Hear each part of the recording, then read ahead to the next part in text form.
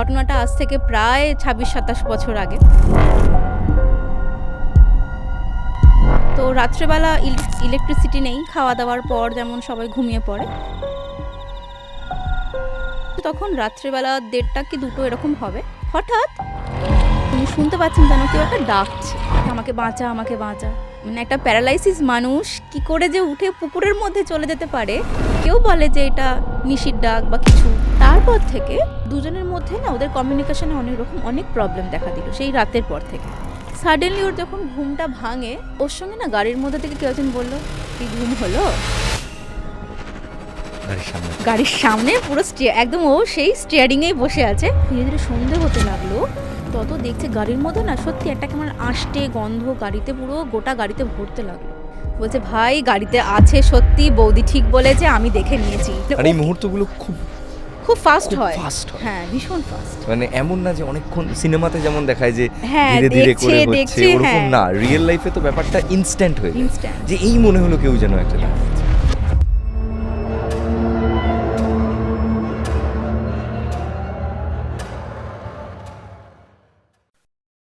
নমস্কার, সকলকে স্বাগত জানাচ্ছি প্রেত কথা লাইভ পডকাস্টের সম্পূর্ণ নতুন একটি এপিসোডে। দেখতে দেখতে প্রেত কথা 1 মিলিয়ন সাবস্ক্রাইবারের গণ্ডি পেরিয়ে গেছে এবং প্রত্যেক দিন আপনারা যেভাবে প্রেত কথাকে সাপোর্ট করেছেন, প্রত্যেক দিন যেভাবে প্রেত কথা আপনারা শোনেন, প্রেত কথা না শুনলে যেভাবে আপনাদের ঘুম আসে না, এই সাপোর্টটাই কিন্তু আজকে আমাদেরকে এত দূর এনে পৌঁছেছে। এবং সবথেকে বড় বিষয় হলো, আমরা কিন্তু এই বছর স্পটিফাইতে প্রথম 10টা পডকাস্টের মধ্যে এসেছি। আগের বছর আমরা ছিলাম, এই বছর আমরা আছি। এবং উল্লেখযোগ্য বিষয় হলো যে আমরা একমাত্র বাংলা পডকাস্ট যারা কিনা স্পটিফাইতে প্রত্যেক বছর র্যাঙ্ক করে, প্রত্যেক বছর আমরা টপ 10-এর মধ্যে থাকি।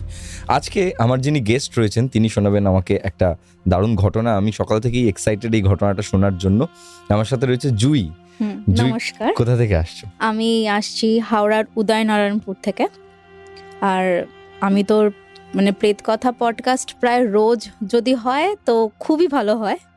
মানে রোজকার রুটিনের মধ্যে যদি একটা থাকতে পারে তো এর থেকে ভালো আর কিছু হতে পারে না। প্রেত কথার পডকাস্ট কোন সময়টা শোনো প্রেত কথা?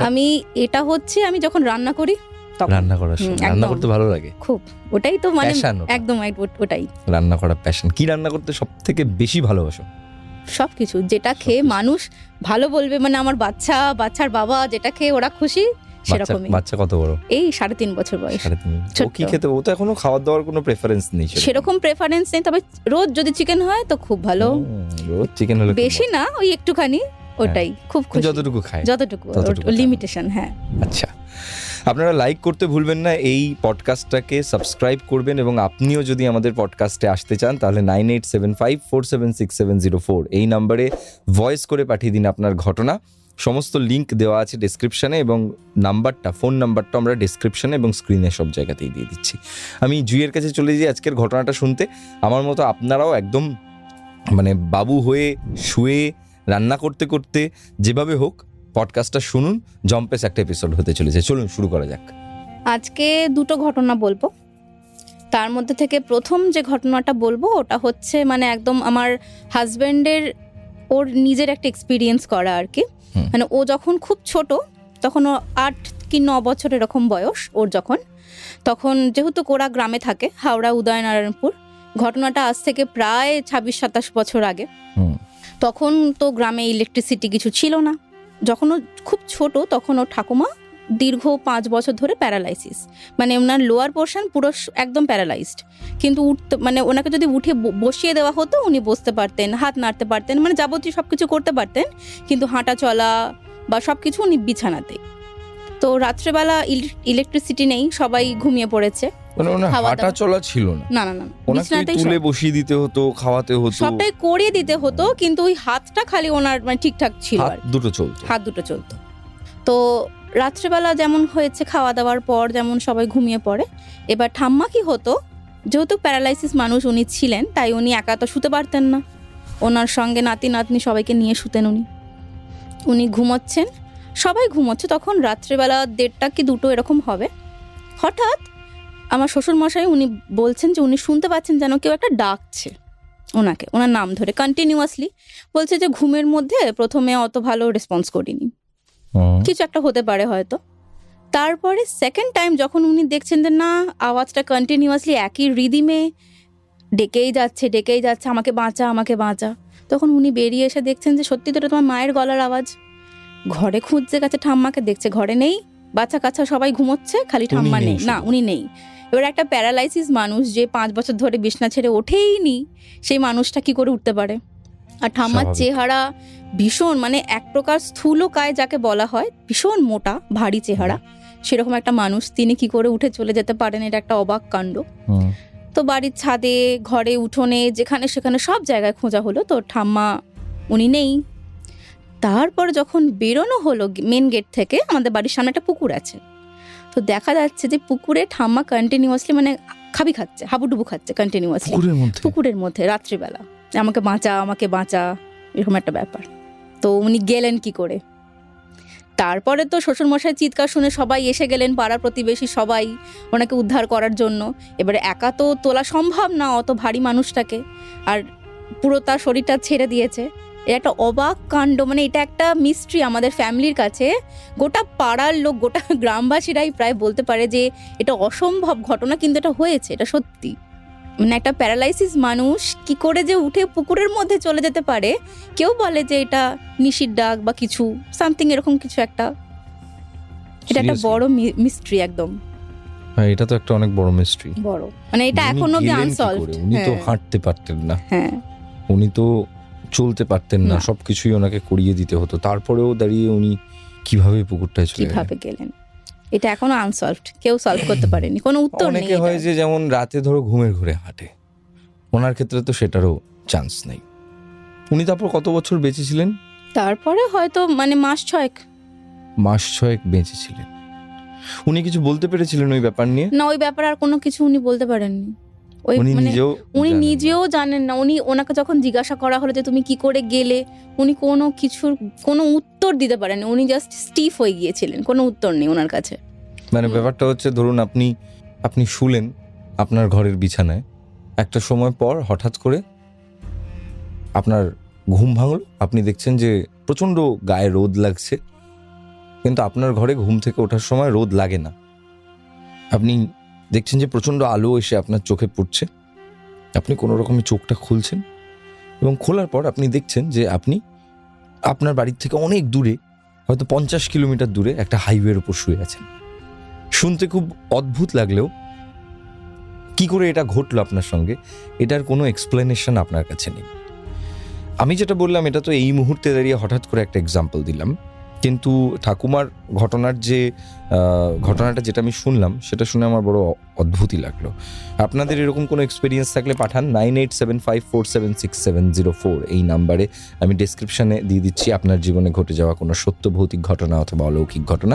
আমাদেরকে ভয়েস করে হোয়াটসঅ্যাপে পাঠিয়ে দিন, আমরা আপনার ঘটনা সিলেক্টেড হলে আপনাকে ডেকে নেব আমাদের স্টুডিওতে। আমি চলে যাই আজকের পরবর্তী ঘটনাতে। প্রথম ঘটনাটা তো আমার খুব ভালো লাগলো, এবং পরবর্তী ঘটনাটা আমি জুইয়ের কাছ থেকে এখন শুনে নিই। এটা কি একটু বড় ঘটনা? একটু বড়। ওকে, বলো। বড় ঘটনা শুনতে বেশি ভালো লাগে। হ্যাঁ, বড় ঘটনাটা হচ্ছে মানে এটাও শোনা গল্প, এটা শোনা, এটা যেমন এক্সপিরিয়েন্স করা ছিল যে নিজের ফ্যামিলিতে হয়েছে, বা এটা একটা শুনেছি জানি, বা এখনো এটা নিয়ে মাঝে মাঝে আলোচনা হয় কোনো কারণে, কিন্তু এটা শোনা ঘটনা বলতে ঘটনার মেন দুজন ক্যারেক্টার, তার একটা কাপল, নিশা আর প্রবীর। আচ্ছা, ওরা একটা পাড়ার মধ্যেই থাকে, ছেলেবেলা থেকেই ওরা একটা সম্পর্কের মধ্যে ছিল, এবং যেহেতু একই পাড়ার মধ্যে থাকে তাই বাড়ি থেকে লোকানোর আর কোনো ব্যাপার ছিল না, সবাই জানাজানি হয়ে গিয়েছিল। যখন দুজনের বয়স হলো, বাবা মা ধরে বিয়ে দিয়ে দিল যে তোমরা এবারে থাকো, সংসার করো। তো সুন্দর প্রেমের গল্প একদম, হ্যাঁ একদম খুব সুন্দর, সাদামাটা যেমন হয় আর কি, মানে কোনো রকম যেমনটা হয় না আসলে বেশিরভাগ সময়। এরকমটা বেশিরভাগ সময় না, এরকমটা বাস্তবে হয় না, কিন্তু এদের ক্ষেত্রে এটা হয়েছে। মানে ফ্যামিলি থেকে মেনে নিয়ে বলছে যাও তোমরা এবার বিয়ে করে নাও, নিয়ে থাকো। দুজনেই বাবা মার একটা মাত্রই সন্তান, ছেলেও তাই মেয়েও তাই। তো ছেলে একটা প্রাইভেট ফার্মে চাকরি করে, আর মেয়েটার জীবনে তেমন কোনো আকাঙ্ক্ষা নেই, একটা হাউসওয়াইফ। মানে ওর শুধু ইচ্ছা যে আমি একটা হোম মেকার হব, একটা খুব সুন্দর সংসার তৈরি করব, যেখানে আমি থাকবো সংসারের একদম মধ্যমণি, মানে আমি সব, এরকম একটা ব্যাপার। তো বিয়ের পরে দুজন মিলে খুব ভালো সংসার করছে। তো দুজনের হঠাৎ ইচ্ছা হলো যে একটা গাড়ি কিনবো আমরা, 4 হুইলার। মানুষের নানা রকম স্বপ্ন থাকে। হুম, তো ওদের জীবনে প্রথম লক্ষ্য ছিল বিয়ে করা, তো বিয়ে হয়ে গেছে। তো যাবতীয় আরো নানা রকম সব জিনিস সব মোটামুটি কমপ্লিট। তো বিয়ের 6 মাস পরে ওরা ডিসাইড করলো যে ওরা একটা গাড়ি কিনবে। কিন্তু গাড়ি কিনতে গেলেও তো সেরকম একটা ব্যালেন্সের প্রয়োজন, যেটা ওদের কাছে সেই মুহূর্তে ছিল না। তখন ওরা বলল বেশি চাপ নিয়ে লাভ নেই, চলো তাহলে সেকেন্ড হ্যান্ড আমরা দেখি। বলে এখন নানা রকম সেকেন্ড হ্যান্ড কোম্পানিগুলো বেরিয়েছে যেখানে যারা গাড়ি সেল করে আর কি, সেখানে ওরা গিয়ে গিয়ে গিয়ে গিয়ে খোঁজ খবর নিল। নিতে নিতে একটা গাড়ি ওদের খুব পছন্দ হলো, তো 4 হুইলার। তো ওরা ডিসাইড করলো যে ওরা ওটাকে নিয়ে নেবে, ওটা ওদের বাজেটের মধ্যে ছিল, ওটা ওরা নেবে। বাড়ির লোককে জানালো, বাড়ির লোক বললো ঠিক আছে। এবারে গাড়ি ঠাড়ি নিল, তারপরে যা যা প্রসিডিওর যা যা থাকে সব কিছু হলো। প্রসিডিওর কমপ্লিট করার পরে ওরা ডিসাইড করলো যে ওরা পুজো দিতে যাবে গাড়ি নিয়ে। মানে প্রায় অনেকটাই মাস 3 পর ওরা ডিসাইড করলো, মানে কাগজপত্র তৈরি হবে, লাইসেন্স করাবে, নানা রকম ব্যাপার স্যাপার সব পুজো থাকে। তো বলে ওরা দুজন মিলে ডিসাইড করলো যে ওরা মা কালীর পুজো দিতে যাবে তারাপীঠে।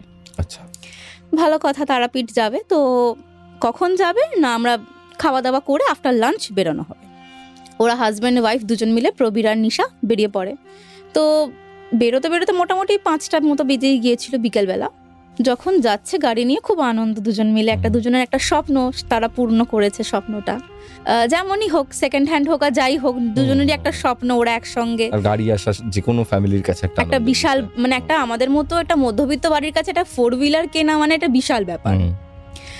যাই হোক, তারা সেটা স্বপ্নটা পূরণ করেছে দুজন মিলে, ভীষণ আনন্দ। গাড়িতে গান চলছে, নানা রকম ব্যাপার। ধীরে ধীরে সন্ধে হয়ে গেল যেতে যেতে। তো গাড়ির নানা রকম স্পট পড়ছে, নানা রকম জায়গায় শ্যাডো আসছে, সব কিছু। তো খানিকটা দূর যাওয়ার পরে নিশা ফিল করে যেন গাড়িতে কেউ আছে পিছনে ব্যাক সিটে। বলে ও যেই তাকালো, দেখলো কিছু নেই, পুরো ফাঁকা গাড়ি, পুরো ব্যাক সিট পুরো ফাঁকা, কেউ নেই, ওরা দুজন ছাড়া। পেছনে তো ওদের কিছু ব্যাগপত্র হয়তো কিছু একটা ছিল, এরকম ব্যাপার। তারপরে আবার কিছুটা যাওয়ার পরে তো নিশা তখন নিজেকে বুঝিয়ে নিল যে না কিছু নেই, আমার মনের ভুল। কিছুটা যাওয়ার পরে তখন ও দেখলো যে ওর আবার মনে হলো যে পিছনে কেউ আছে। আচ্ছা, ওটা সেকেন্ড টাইম মনে হলো যে পেছনে কেউ আছে। যখন ও তাকালো দেখলো আবার কেউ নেই। তখন ও নিজেকে বোঝালো যে হয়তো রাত হয়ে গেছে, গাড়ির আলো পড়েছে, বা গাছের কোনো রকম কোনো ছায়া পড়ছে, হয়তো যেরকম হয় স্পটলাইট যেগুলো পড়ে, তার জন্য হয়তো মনে হতো যে গাড়িতে কেউ নড়ছে। তখন ও কাউকে কিছু বললো না।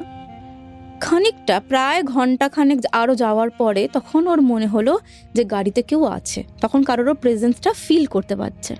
আচ্ছা, তখন ওর হাজবেন্ডকে বললো যে আমার না মনে হচ্ছে গাড়িতে কেউ আছে। ওর হাজবেন্ড বলছে কে আছে গাড়িতে, তুমি আমি ছাড়াই, দেখো কেউ নেই। আচ্ছা ঠিক আছে, চলো তাহলে আমি জোরে জোরে তাহলে গান চালিয়ে দিচ্ছি, যেটা একটু লাউড মিউজিক, তোমার যদি কোনো সমস্যা হয় সেটা তোমার তাহলে একটু ভয়টা তবু কাটবে। তো গান চালানো হলো, কিন্তু ওর একটা প্যানিক তো থেকে যাচ্ছে যে ও এই নিয়ে 3বার প্রায় ফিল করে ফেললো যে কেউ আছে কেউ আছে, কিন্তু কেউ নেই।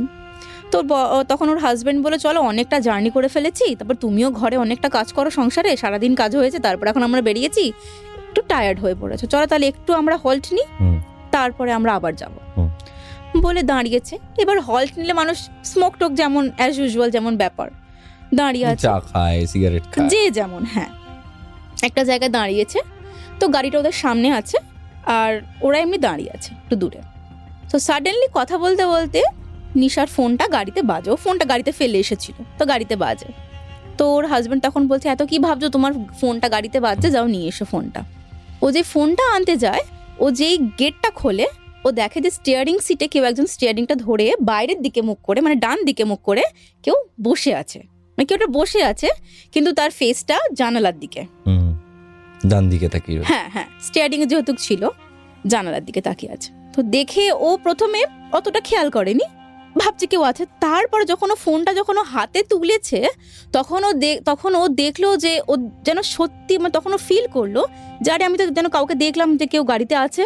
ও যে ওপরের দিকে তাকিয়েছে তখন ওর দিকে ওই ফেসটা টার্ন করে ওকে বলছে ফোনটা অনেকক্ষণ থেকে বাজছে তো, ও মানে ওর সঙ্গে কথাটা বলেছে। এবার এইটা শোনার পরে ফোনটা ওর আর হাতে নেই, ওর রীতিমতো হাত পা কাঁপতে কাঁপতে দরজাটাকে ধারাম করে বন্ধ করে ও ছুটো ছুটো ওর হাজবেন্ডের কাছে চলে যায় যে তোমাকে আমি অনেকক্ষণ থেকে বলছি চলো গাড়িতে কেউ আছে, তুমি দেখবে চলো। তখন ওর হাজবেন্ড মানে এটা একটা অদ্ভুত রকম ব্যাপার। ও ফোন আনতে এলো, এসে দেখছে যে কেউ বসে আছে, তখন ও খেয়াল করেনি। অনেক সময় হয় না আমরা এড়িয়ে যাই, অ্যাভয়েড করে ফেলি, কিন্তু তারপরে মানে তাড়াহুড়োর মধ্যে আনতে গিয়ে হঠাৎ করে তাকিয়ে ঘুরে বলছে কতক্ষণ ধরে ফোনটা অনেকক্ষণ থেকে বাজছে, এরকম একটা ব্যাপার। মানে এই মুহূর্তগুলো খুব ফাস্ট হয়। হ্যাঁ, ভীষণ ফাস্ট। মানে এমন না যে অনেকক্ষণ সিনেমাতে যেমন দেখায় যে ধীরে ধীরে করে হচ্ছে, ওরকম না। রিয়েল লাইফে তো ব্যাপারটা ইনস্ট্যান্ট হয়ে যায়, যে এই মনে হলো কেউ যেন একটা দাঁড়িয়ে আছে। আর ওকে যেই বলেছে না যে ফোনটা বাজছে, তো ওটা আরো বেশি মানে ভয়তে ফোনটা ওখানে ফেলে দৌড়ে দৌড়ে হাজবেন্ডকে বলতে এসেছে। ওর হাজবেন্ড বলছে আচ্ছা চলো তুমি যখন, আমরা বলে ও কেঁদে ফেলেছে ভয়তে, যেমন হয় স্বাভাবিক মানুষের। আর আমরা তো এসবের জন্য প্রিপেয়ার থাকি না, এই সমস্ত ঘটনাগুলোর জন্য। এগুলো তো আচমকাই আমাদের সঙ্গে হয়। তোর হাজবেন্ডকে হাত ধরে ধরে টানতে টানতে দেখাতে নিয়ে এসেছে, এসে দেখছে কেউ নেই, স্টিয়ারিং ফাঁকা, গাড়ি ফাঁকা।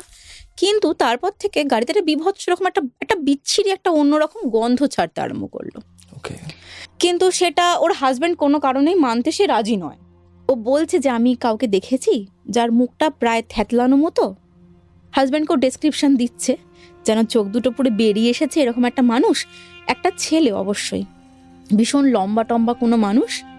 ও বসেছিল, মানে মুখ পুরো থেতলে গেছে, চোখ মুখটা বেরিয়ে এসেছে এরকম একটা ব্যাপার। কেউ ছিল। তো হাজব্যান্ড মানতে রাজি নয়, বলছে চলো আর তো কিছুটা গেলে, আমরা প্রায় রামপুরহাট ঢুকেই গেছি, আর কিছুটা গেলে বা তারাপীঠ আমরা পৌঁছে যাব। তুমি আজকে ভালো একদম লম্বা একটা ঘুম দেবে, তারপর যা হবে কালকে সব দেখা যাবে, আজকে আর কোথাও নয়। তুমি ভীষণ টায়ার্ড, তুমি উল্টোপাল্টা বকছো, আর কোনো কিছু দরকার নেই। তো ওয়াইফকে তো ভুলভাল কিছু একটা করে দিয়ে ওরা দুজন মিলে চলে গেল। কিন্তু মেয়েটার তো মন থেকে তো এটা বেরোচ্ছে না। ওর একটা মনে একটা খটকা সমানে লাগছে যে হ্যাঁ গাড়িতে কেউ আছে, গাড়িতে কেউ আছে। ওর হাজবেন্ড যতই বলুক যে না কেউ নেই, ও যে দেখে নিয়েছে, ওই সিনটা তো চোখ থেকে সরছে না। ও প্রেজেন্সটা কারোর ফিল করতে পারছে, কিন্তু পেছনে তাকালে মাঝে মাঝে যখন দেখছে কেউ নেই, বাট ও ফিল করছে সমানে।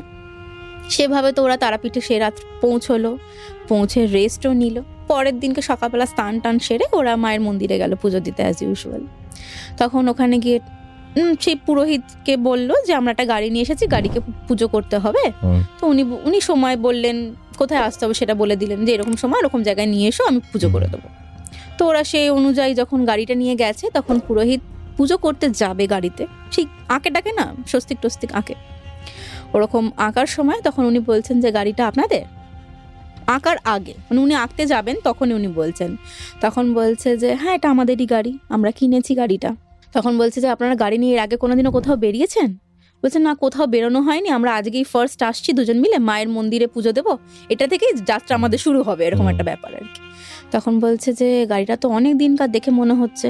বলছে হ্যাঁ অনেক দিনকার নয়, তবুও বছর খানেকের গাড়ি, এটা আমরা সেকেন্ড হ্যান্ড নিয়েছি।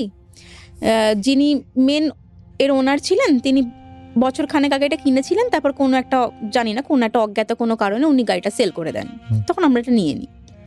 তখন বলছে যে আজকে আপনারা গাড়িটা নিয়ে খুব শিগগিরই বাড়ি যাবেন, সন্ধে হওয়ার আগে আপনারা বেরিয়ে যাবেন, বেশি রাত করবেন না। আর দেখবেন যেন কোনো রকম কোনো কিছু যেন আপনারা আজকে আমিষ খাবেন না, বলে দিল ওদেরকে।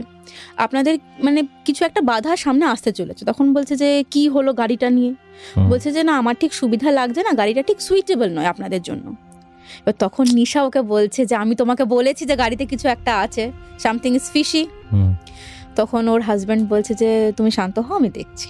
ওকে এটুকু বলে, কিন্তু মনে মনে সব বিশ্বাস করে না। তখন নিশা তখনও বলে আমি তোমাকে বলেছি না আমি কিছু একটা দেখেছি। তখন পুরোহিতরা বলছে হ্যাঁ বলো কি হয়েছে, তুমি কি দেখেছো বলো।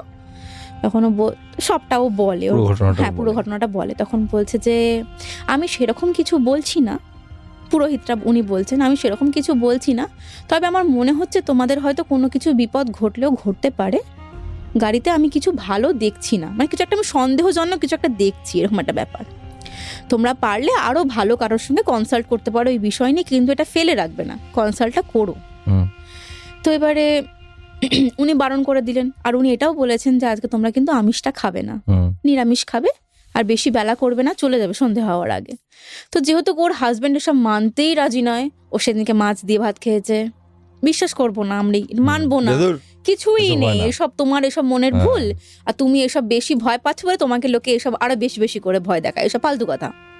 মাছ দিয়ে ভাত খেয়েছে, কিন্তু ও খায়নি, ও না খেলে কি, ওর হাজব্যান্ড তো খেয়েছে, মাছ দিয়ে ভাত খেয়েছে, তারপর নানা রকম আরো অনেক কিছু করে রাত করেই বাড়ি ফিরবো, কি হবে দেখবো, এরকম একটা ব্যাপার। তো বলে যাই হোক, তো যেতে যেতে রাত্রিবেলা 8টা মতো বেজে যায়। কিন্তু তারপর থেকে, সেদিনকের পর থেকে না, যখন ওরা যাচ্ছে তখন এবারে ওর নিশার মনটা তো গাড়িতেই পড়ে রয়েছে যে কি হবে, এত দেরি হয়ে গেল, হাজবেন্ডকে কিছু বলতেও পারছে না। এতগুলো চেতাবনী ছিল তার আগে। হ্যাঁ, তার আগে এতগুলো ঘটনা অলরেডি ঘটে গেছে। তারপরে পুরোহিতের সেই কথাগুলো, পুরোহিত ওয়ার্নিং দিয়ে দিয়েছেন, হাজবেন্ডের আমিষ খাওয়া আর রাত করে বেরোনো, হ্যাঁ সবকিছু মন এমনি হচ্ছে। দুর্বল হয়ে হ্যাঁ, যাবে। তার মধ্যে আবার এরকমও ব্যাপার, আমি হাজবেন্ড বাইরে বেরিয়েছে, ছেলেরা যেমন হয় কিছু হার্ড ড্রিঙ্কস হলো হয়তো গাড়ির মধ্যে, বেটার হয়, এরকম একটা হচ্ছে। এবার ওকেও বলছে যে তুমি কি কিছু তোমার লাগবে, ও বললো না বাবা আমি তো টেনশনে, আমার অবস্থা খারাপ, ইউ ক্যান এনজয়। তো সে নিজে, যদিও ড্রাইভ করার সময় ড্রিঙ্ক করা একদমই উচিত নয়, কিন্তু এটা ঘুরতে বেরিয়েছে, হ্যাঁ উচিত, ঘুরতে গেলেও সেটাকে মেনটেন করা উচিত। এবারে ও কারোর কোনো কথা শোনেনি অ্যাজ ইউজুয়াল। তো সেদিনকের পর থেকে এবারে ক্রমশ যত রাতটা, মানে যত ধীরে ধীরে সন্ধে হতে লাগলো, তত দেখছে গাড়ির মধ্যে না সত্যি একটা কেমন আষ্টে গন্ধ গাড়িতে, পুরো গোটা গাড়িতে ভরতে লাগলো। গাড়িতে কিন্তু সেই এয়ার ফ্রেশনার যেগুলো থাকে সেগুলো কিন্তু গাড়িতে ছিল অলরেডি, তা সত্ত্বেও একটা গন্ধ বা কিছু একটা গাড়ির মধ্যে হচ্ছিল। এবার নিশা একটা পচা গন্ধ, এবার সেটা কিন্তু নিশা অনেকক্ষণ থেকে ও পাচ্ছে, ফিল করছে, হাজব্যান্ডকে বলছে, সে তো একে তো সে, আমি এসব কোনো কথা মানবো না, শুনবো না, তোমার এই বিষয়ে আমি ইন্টারেস্টেড নই, তার মতবাদ হচ্ছে এরকম। তারপর থেকে না নিশা ক্রমশ দেখছে যে ওর শরীরটা যেন ভারী লাগছে, একে তো প্যানিক করছে কিছুটা, তার মধ্যে মাথা যন্ত্রণা করছে, শরীরটা ভারী লাগছে। তখন ওরা কিছু ভালো লাগছে না, মানে কোনো রকম ভাবে বাড়িতে পৌঁছতে পারলে ভালো হয়। তো সে রাত্রে যেমন তেমন করে রাত 10টার সময় ওরা বাড়ি পৌঁছেছে, অনেকটা রাত হয়ে গেছে, বাড়ি পৌঁছেছে। তারপর থেকে দুজনের মধ্যে না ওদের কমিউনিকেশনে অনেক প্রবলেম দেখা দিল সেই রাতের পর থেকে। মানে ওদের দুজনের মধ্যে সেরকম ঝগড়াঝাটি কিন্তু কোনোদিন হয়নি, যেহেতু একটা লাভ ম্যারেজ ছিল। ওদের দুজনের বন্ডিং ভীষণ স্ট্রং, ছোটবেলা থেকে, অনেক ছোট থেকে বন্ডিং, আর ভীষণ স্ট্রং ওদের বন্ডিং। সেখান থেকে ওদের কমিউনিকেশনের প্রবলেম হচ্ছে, ঝগড়া ঝামেলা হচ্ছে, নানা রকম সমস্যা হচ্ছে, ওই দিন থেকে শুরু হলো সূত্রপাত। তো মাসখানেক এরকম কাটার পরে এরকমও জায়গায় দাঁড়ালো যে ওদের ডিভোর্স হয়ে যাবে সম্পর্কটা। তখন নিশাও শাশুড়ির কাছে কাঁদতে কাঁদতে বলছে যে তোমার ছেলে তো বলছে যে আমাকে ডিভোর্স দিয়ে দেবে, তো তুমিও কি সেটা চাও যে আমি এখান থেকে চলে গেলে তোমাদের যাবতীয় যা সমস্যার সব সমাধান হয়ে যাবে? তখন শাশুড়ি বলছে চ একবার চেষ্টা করে দেখি, ওদের কিরকম কোনো সেই বাবা টাবা থাকে, নানা রকম ব্যাপার, যারা কিছু করে দেয় ওসব জিনিসপত্র, চ একবার তাহলে কারোর কাছে যাই, তাহলে গিয়ে দেখি যে সে তোদের সম্পর্কটা যদি ঠিকঠাক কিছু করে দেয়। তো এরকম নানা রকম গেছে, তো গিয়ে কিছু জিনিস নিয়ে আসার পরে ওরা সত্যিই ভালো ছিল, কয়েকটা দিন সত্যি ওদের ভালো ছিল, বা ওদের মধ্যে সেই জিনিসটা আবার আগের মতো না হলেও কিছুটা ওরা ভালো ছিল। তো ভালো থাকার মধ্যে কি হলো, নিশা মাঝখানে একবার প্রেগনেন্ট হয়ে গেল। ভালো কথা, প্রেগনেন্ট তো হলো, এবারে তো তারপরে ডাক্তার দেখাতে যাবে, নানা রকম সবকিছু ব্যাপারের জন্য তখন গাড়ি করে তাহলে যাওয়া হবে। এবার এমনিতেই মানুষকে তখন আমরা ওই সময় খুব প্যাম্পার করে রাখি একটা মাকে, যখন সে অন্তঃসত্ত্বা হয়। তো তার হাজব্যান্ড তখন তাকে গাড়ি করে নিয়ে যাবে বলে গাড়ি যখন বার করতে যায়, গাড়িটা প্রায় 6-7 মাস ধরে সে গ্যারেজে, মানে ওদের বাড়ির তলায় গ্যারেজে, ওরা আর বার করেনি তারপর থেকে, মানে কোথাও আর একসঙ্গে যায়নি, আর সেরকম প্রয়োজনে পড়েনি। আর অফিস যাওয়া আসা করতো সেটা তো 2 হুইলারে হয়ে যেত, তার জন্য আর গাড়ি বার করতে লাগে না। আর স্বামী স্ত্রীর মধ্যে সেরকম ঝগড়াঝাটি চলছে, তো কোথায় ঘুরতে যাবে ওরা? আর গাড়িটা ওদের ভীষণ শখের জিনিস ছিল, এরকম একটা ব্যাপার। তো ঝগড়াঝাটি চলছে বলে আর গাড়িতে কথা ওদের আর অত মাথাতেও নেই।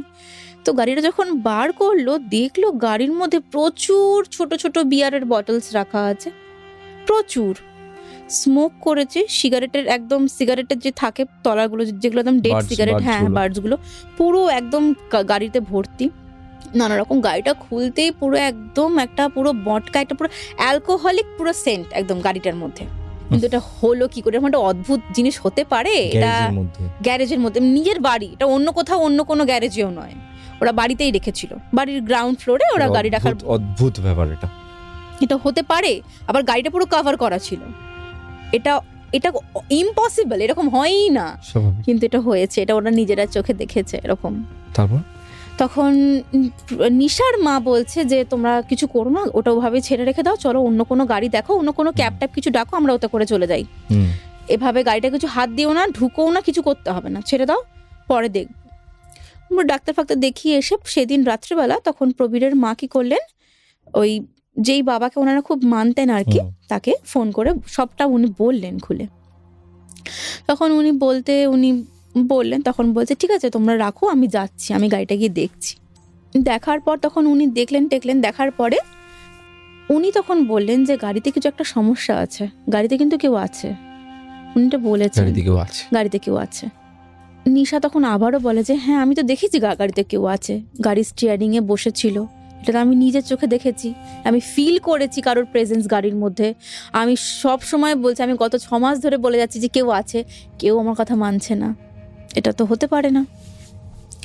তো তখন উনি বলছেন যে হ্যাঁ গাড়িটা কিছু বন্ধন করতে হবে, এটা একটু লং টার্ম প্রসেস, কিছু তো করতে হবে, তো তার জন্য একটু সময় লাগবে। আমি আপাতত কিছু একটা করে দিচ্ছি আজকের জন্য, কিন্তু আমি গাড়িটা আবার ভালো করে আমি দেখবো। মানে উনি জাস্ট সবকিছু এমনি বলেছিলেন, সেটা শুনে উনি বললেন যে কিছু একটা আছে, গুনে টুনে নানা রকম ভাবে উনি বললেন আমি যাব, আমি গিয়ে গাড়িটা ভালো করে দেখবো, তারপর আমি গিয়ে যা ক্রিয়াকর্ম করার কিছু আমি সেখানে গিয়ে করবো।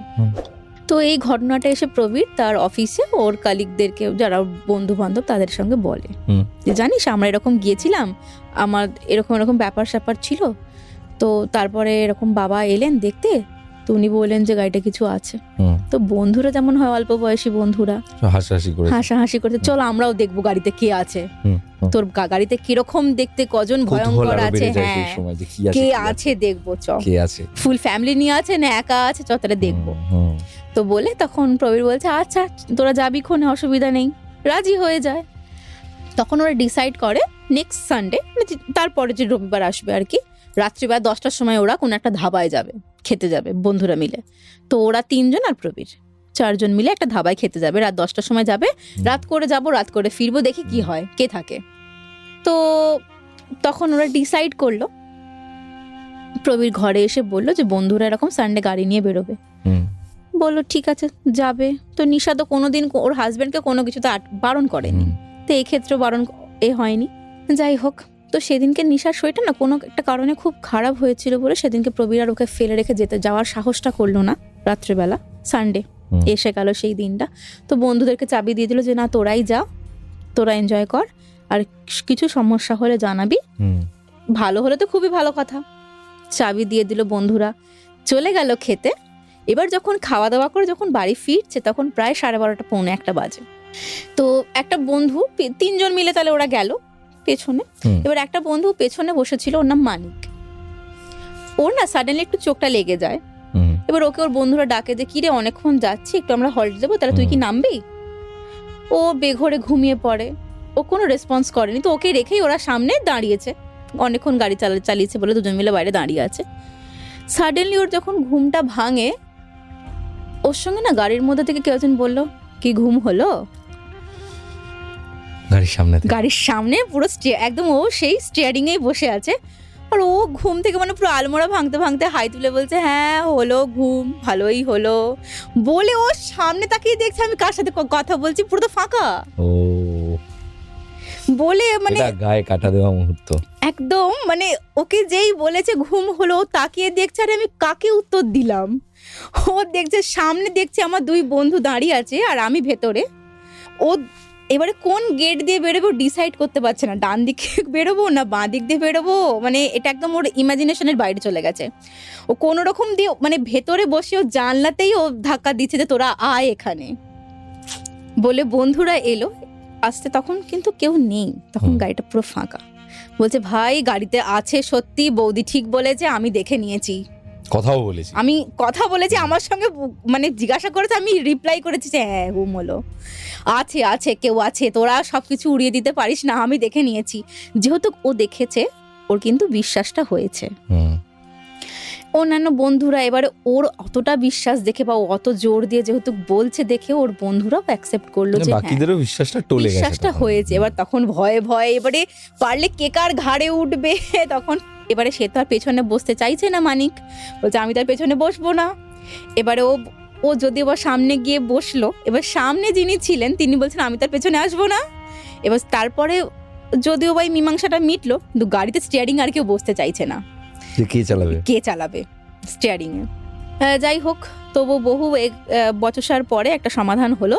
হয়েও সেই রাত্রে কোনো রকমের ভয় পেয়ে তিনজন মিলে গুটিসুটি দিয়ে রাত্রেবেলা ফিরে এসে ওরা জানালো ওকে যে হ্যাঁ ভাই, তোর গাড়িতে কিছু একটা আছে, তুই ইমিডিয়েটলি কিছু ব্যবস্থা কর, আমাদের ভালো লাগেনি। তো তখন বলছে তুই কেমন দেখেছিস, কেমন দেখতে লোক দেখেছিস? তখন বলছে যে চোখ দুটো বার করা, পুরো মুখটা থ্যাতলানো, মুখে প্রচুর রক্তের দাগ, কাটা ছেঁড়ার দাগ। তখন বলছে তোরা কি পাগল নিজেরা, নাকি আমাকে তোরা পাগল করে দিবি? প্রবীর বলছে আমার বউ ফোন আনতে গিয়ে ওর সঙ্গে কথা বলেছে, তুই ঘুমোচ্ছিলিস, ঘুম থেকে উঠে তোর সঙ্গে কথা বলেছে, তাহলে আমার সঙ্গে কেউ কেন কোনো কথা বলছে না? তখন বলছে দেখ, এগুলো তো সবার সঙ্গে সবাই আমরা দেখতে পারি না, সবার সাথে ঘটে, সবার সঙ্গে ঘটে না এগুলো, যাদের মানুষ এক নয়। হ্যাঁ, সবার ফিলিংসটা সবার ফিলিংস আলাদা। অনেকে বলে যে তুমি ভূত দেখো, আমি তো কোনোদিনও দেখি না। ঠিক আছে, কিছু মানুষ খুব প্রেমে পড়ে, কিছু মানুষ হয় খারুস। হ্যাঁ, তাহলে সে কেন প্রেমে পড়ে না সহজে? এরকমও হয়, তাই না? হ্যাঁ, তো সবার সবকিছু সব রকম আলাদা, সব অনুভূতি সব সময় কাজ করে না, আমাদের সব রিসেপ্টর গুলো সব সময় অন হয়ে থাকে না। এক্ষেত্রেও ঠিক তাই। তারপরে বাবা তো এলেন, এসে উনি গাড়িটা দেখলেন, দেখে বলছেন হ্যাঁ গাড়িতে সত্যি কিছু আছে, আমি বুঝেছি কি আছে, কিন্তু তোমরা যেখান থেকে গাড়িটা কিনেছো তোমরা সেখানে আগে যোগাযোগ করো, ওদের কাছ থেকে জানতে পারবে যে এই গাড়িটার হিস্ট্রি কি, গাড়িটার কার হিস্ট্রি। কারণ বেসিক্যালি হিস্ট্রি তো ওরা আর বলে না, কার কোম্পানিজ গুলো ওরা তো আর হিস্ট্রি বলবে না, কিন্তু ওনারকে সেটা হয়তো ওরা বললেও বলতে পারে। তো ওরা 2-3 বার গেল খোঁজ খবর নিতে, তখন ওদেরকে 2-3 বার ফিরিয়ে দিয়েছে। দেওয়ার পরে একদিনকে নিশা বলল চলো আমি যাচ্ছি। এবারে কি হয়, মেয়েদের একটা প্লাস পয়েন্ট থাকে কি, যেহেতু একটা প্রেগনেন্ট ছিল, তারপর একটা মেয়ে, ও বলছে চলো আমি যদি গিয়ে বলি যে আমার সঙ্গে এরকম কিছু ঘটেছে, হয়তো ওরা বললেও বলতে পারে, যেহেতু 2-3 বার ফিরিয়ে দিয়েছে ওদেরকে।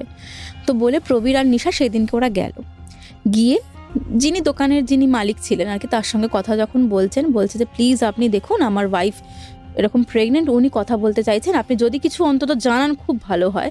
তখন নিশা কিন্তু ওর সঙ্গে ঘটা বা যাবতীয় যা ঘটনা সবটা কিন্তু নিশা শেয়ার করে ওদের সঙ্গে, মানে মালিকটাকে বলেন। তখন মালিকটা বলে যে ঠিক আছে আমি দেখছি। তো দেখার পরে তখন মালিকটা জানায় যে এরকম মানে গাড়িটা যার, সে আমারই কেউ পূর্ব পরিচিত লোকজন আর কি, কিন্তু গাড়িটা তোমরা যদি চাও তোমরা বিক্রি করে দিতে পারো। তখন প্রবীর বলছে যে আমি এত কষ্ট করে গাড়িটা কিনেছি বিক্রি করার জন্য নাকি, আমি তো গাড়িটা ইউজ করবো বলে কিনেছি।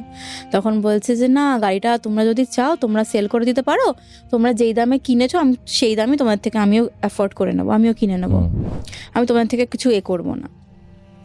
তখন নিশা বলছে যে গাড়িটা কার যদি আপনি বলেন আমরা সত্যি ভীষণ উপকৃত হব, এবং আমরা এই সমস্ত জিনিসপত্র দেখছি এগুলো তো ঠিক নয়, উনি বলেন গিয়ে। আর দেখুন মানে আমরা নিজেরাও ভীষণ প্রবলেমের মধ্যে পড়েছি, আমাদের নিজেদের মধ্যে আন্ডারস্ট্যান্ডিং ঠিক হচ্ছে না, এই সবকিছুর জন্য কিন্তু মানে কেউ বলেছেন যে এই গাড়িটার জন্য সবকিছু হচ্ছে। তখন উনি বলেন যে, তখন ওই মালিকটাই বলেন যে এটা আমার নিজেদেরই, আমার ফ্যামিলি মেম্বার্সেরই কেউ হবে আর কি, মানে ওনারই কেউ কাছের লোক। বলছে যে একটা ছেলের গাড়ি, তার বয়স 24 বছর। তো ছেলেটার গাড়িটা ছিল মানে একদম মানে ওর জীবনটাই ছিল গাড়ি, যার যে মালিক আর কি গাড়িটার, যে আসল হোল্ডার ওনার, তো তার জীবনটাই ছিল গাড়ি, অন্য কিছু নয়। মানে সে যখন গাড়িটা কিনলো, মানে তার স্বপ্ন যেন সে কিনে ফেলেছিল, আকাশের চাঁদ কিনলে যেরকম মানুষের খুশি হয়, ওর গাড়িটা কিনে সেরকম। 24 বছর বয়স, হ্যাঁ, নিজের উপার্জনে নিজের পয়সায় ও গাড়িটা কিনেছিল একটা। মানে যেটুকু টাইম ও কাজে থাকতো আর ঘুমোতো সেইটুকু টাইম ছাড়া বাদ বাকি পারলেও গাড়িতেই সব, ওর গিটার, জামা কাপড়, হ্যানা তানে, ইচ এন্ড এভরিথিং, মানে বটল যা কিছু ওর গাড়িতেই থাকতো। তখন বললো যে একদিনকে বাবা মার সঙ্গে ভীষণ ঝগড়াঝাটি করে, না এরকম কোনো কারণে, ওই বয়সের ছেলে মেয়েদের বাবা মার সঙ্গে ঝগড়া হতেই পারে, রাগ করে রাত্রিবেলা গাড়ি নিয়ে বেরিয়ে গিয়েছিল, এবং গাড়িতে হয়তো হার্ড ড্রিঙ্কস কিছু নিয়েছিল, যার ফলে গাড়িটা একটা অন্য লরির সঙ্গে অ্যাক্সিডেন্ট করে, এবং সেখানেই অ্যাক্সিডেন্টে ও কিন্তু স্পট ডেথ হয়ে যায়।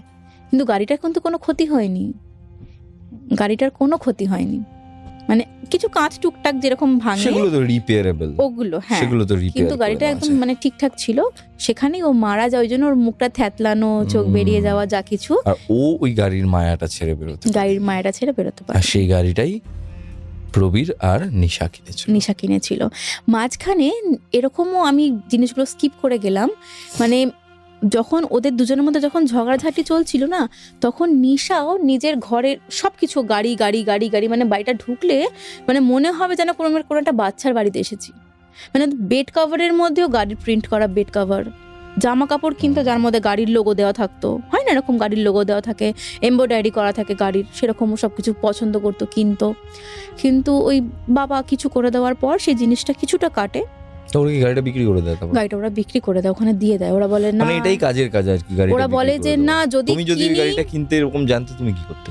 রেখে দিতে? কখনোই না, এরকম কেউ রাখে নাকি? কারণ যার গাড়ি সে তো গাড়ির মায়া ত্যাগ করতে পারেনি, সে তো মায়া ত্যাগ করতে পারেনি, সে তো তার গাড়ি, ওই জন্যই সে স্টিয়ারিংটা তো তার জীবন ছিল, ওই জন্যই যে তাকে যতবারই দেখেছে স্টিয়ারিং এ বসেই দেখেছে। আউটস্ট্যান্ডিং ঘটনা। আমি বেশ ঘটনাটার মধ্যে রয়েছি, একটা না আমেজ সৃষ্টি হয় কিছু কিছু ঘটনার, এই ঘটনাটার মধ্যে সেই আমেজটা আছে, ওই আমেজটার মধ্যে আমি রয়েছি এখনো। মানে ওরা তারপর থেকে ডিসিশন নিয়ে নেয় যদি কিনি, নতুন গাড়ি নতুন কিনবো, গাড়ি কিনবো। সময় লাগে লাগুক, কিন্তু আর কোনো দিন কোনো সেকেন্ড হ্যান্ড কোনো কিছুতে আমরা নেই, এটা ওরা একদম শপথ নিয়ে নেয়। আমি জেনারেলি সেকেন্ড হ্যান্ড জিনিস কিনতে খুব একটা পছন্দ করি না।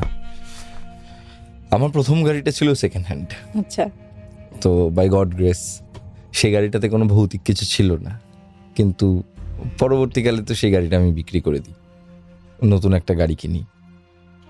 সেই গাড়িটা এই যে তুমি বললে যে সেকেন্ড হ্যান্ড গাড়ি কেনা আর কি, এই সেকেন্ড হ্যান্ড গাড়িগুলোর ক্ষেত্রে কি হয়, এই যে আমার যে গাড়িটা, আমার এই গাড়িটা তো জলে ডোবা গাড়ি আর কি। আচ্ছা, আমার বাড়ির সামনে বৃষ্টি হলো যখন, প্রচন্ড, মাঝখানে কলকাতা একদিন হলো না, হ্যাঁ, প্রচন্ড বৃষ্টি হলো, হয়ে, হ্যাঁ। প্রচুর সব দেখাচ্ছিল যে বিভিন্ন ফ্ল্যাটের একতলা পর্যন্ত জল জল উঠে ডুবে গেছে, গেছে, গাড়ি হ্যাঁ, জলের হ্যাঁ। তলায়। হ্যাঁ, আমার গাড়িও ওরকম জলের তলায় ছিল, আচ্ছা, তো সেই গাড়িটা আমাকে ছেড়ে দিতে হলো। সেই গাড়িটা তো আমার কাছে আর নেই, ও কোম্পানিতে দিলাম, কোম্পানি বললো এটা আর ইউজ করা যাবে না। ওরা আমাকে একটা ভ্যালু হয়, আইডিভি ভ্যালু বলে একটা ভ্যালু হয়, সেই ভ্যালুটা ওরা আমায় দিয়ে দিল, বেশ আচ্ছা। বড় অ্যামাউন্ট, আচ্ছা, যে আমার খোরপোশ আর কি চলে গেল। হ্যাঁ, তো ওই গাড়িটা আবার কেউ একজন নিয়ে নেবে, হ্যাঁ। কিনেছে। তো আমার তরফ থেকে এখনো পর্যন্ত কোনো ভৌতিক ঘটনা তো গাড়িতে ঘটেনি। আমার গাড়ির গল্প আরও বেশি ভালো লাগলো তার কারণ আমি নিজে ড্রাইভ করতে খুব পছন্দ করি এবং আমি প্রচুর ড্রাইভ করি। আমি প্রেতকথা এক্সপ্রেস 3-তে গেছিলাম এই বছর নভেম্বর মাসে, সেখানে আমরা এখান থেকে ড্রাইভ করে গেছি। সাবাস। এখান থেকে তোমার কলকাতা থেকে আমরা জার্নি শুরু করলাম, আর নতুন গাড়ি নিয়ে গেছি একদম। বাহ, তো ড্রাইভ করে আমরা গেছি, ফেরার দিন আমি 17 ঘন্টা গাড়ি চালিয়েছি, ফিরেছি। আমাকে সবাই বলে কি এনার্জি তোমার, কি it's a energy. Long journey. তার আগে পুরুলিয়া গেলাম, এই নতুন গাড়িটা নেই, নতুন গাড়ি আমি কিনলাম, কিনে প্রথমে মন্দারমণিতে গেলাম, রানাদার জন্মদিন ছিল, ওখান থেকে চলে গেলাম পুরুলিয়া থেকে চলে গেলাম প্রেতকথা এক্সপ্রেস।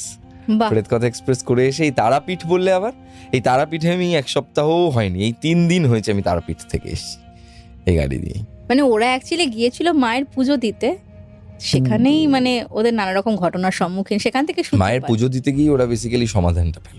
মাই সমাধানটা দিয়ে দেখিয়ে দিলেন যে তোমরা এরকম কিছু, যদি সেরকম সেদিনকে হয়তো যদি ওরা আমিষ না খেত তাহলে হয়তো ওদের দুজনের মধ্যে এতটা কমিউনিকেশনের হওয়ারই ছিল প্রবলেম ওটা, হতো না। ওটা দেখো, ওটা না হওয়ারই ছিল। কিছু জিনিস হয় যেগুলো হওয়ারই থাকে, এবং যখন এই নেগেটিভ এনার্জি, নেগেটিভ এন্টিটি আমাদের আশপাশে চলে আসে, ইনফ্যাক্ট তুমি দেখবে নেগেটিভ মানুষও যদি তোমার হ্যাঁ, আশপাশে আসে, তখন দেখবে সবকিছু তোমাদের নেগেটিভ হয়। নিজেদের মধ্যে সম্পর্ক খারাপ হয়ে যায়। হয়তো তুমি দেখবে তোমার আর তোমার হাজবেন্ডের কোনো ধরো একটা বন্ধু বা বান্ধবী যেই হোক না কেন, সে যদি একটুখানি নেগেটিভ হয়, তার যদি ভাইব্রেশনটা নেগেটিভ হয়, তার যদি নিজের সম্পর্ক খুব ক্যাচালের হয়, তুমি দেখবে তার প্রভাব তোমাদের উপরেও পড়বে। হয়, এরকম এটা হয়। এবং এটা হবেই। এর জন্য আমি এগুলোকে খুব মেনটেন করার চেষ্টা করি। আমি আমার আশপাশেই মানে খুব নেগেটিভ, খুব টক্সিক বা খুব ডার্ক এনভায়রনমেন্টের মধ্যে থাকে, বা সব সময় ভাবছে যে ও তো খুব ভালো আছে, আমি কেন ভালো নেই, এই ধরনের ভাবনা চিন্তা করা মানুষ যারা, আমি তাদের থেকে নিজেকে অনেক দূরে সরিয়ে রাখি। কারণ দেখো, আমি প্রেত কথা করি, আমার তো ভূতে ভয় নেই, ঠিক আছে, ভূত নিয়ে আমারও তো ভয় নেই, কিন্তু আমার মানুষে বড় ভয় আছে। কারণ এমন মানুষ থাকে যারা তোমার পিছনে লাগবে, জোকের মতো সেটে থাকবে তোমার সাথে, এই মানুষগুলো খুব হার্মফুল, এরা ভূতের থেকেও ভয়ঙ্কর। তো এরকম মানুষজন তো অনেক জায়গাতেই আছে, সোশ্যাল মিডিয়াতেও আছে, রিয়েল লাইফেও আছে। এরকম মানুষজন যদি আশেপাশে একটু চোখ খোলা রাখা যায়, সব জায়গায় আছে, সবার জীবনে দারুণ থাকে। লাগলো জুই ঘটনা। আমি কি বলবো, মানে আমি খুব ফিল করলাম ঘটনাটাকে, ভয়ও লাগলো আমার। আপনাদের কেমন লাগলো অবশ্যই কমেন্ট করে জানান। 9875476704 এই নাম্বারে ভয়েস করে পাঠিয়ে দিন আপনার ঘটনা, আপনার জীবনে ঘটে যাওয়া কোনো অলৌকিক ঘটনা অথবা আপনার শোনা কোনো সেরা সত্যি ভৌতিক ঘটনা আমাদেরকে পাঠান ভয়েস করে হোয়াটসঅ্যাপে। আপনার ঘটনা পছন্দ হলে আমরা আপনাকে ডেকে নেব আমাদের স্টুডিওতে। আপনার ঘটনা শোনাবেন সমগ্র পৃথিবীর বুকে থাকা সকল বাঙালিকে। আমি গৌরব ছিলাম আপনাদের সঙ্গে, আমার গেস্ট আর জুই, এবং আপনারা শুনছিলেন প্রেত কথা লাইভ পডকাস্ট। এখানে গল্প নয়, ঘটনা শোনানো হয়।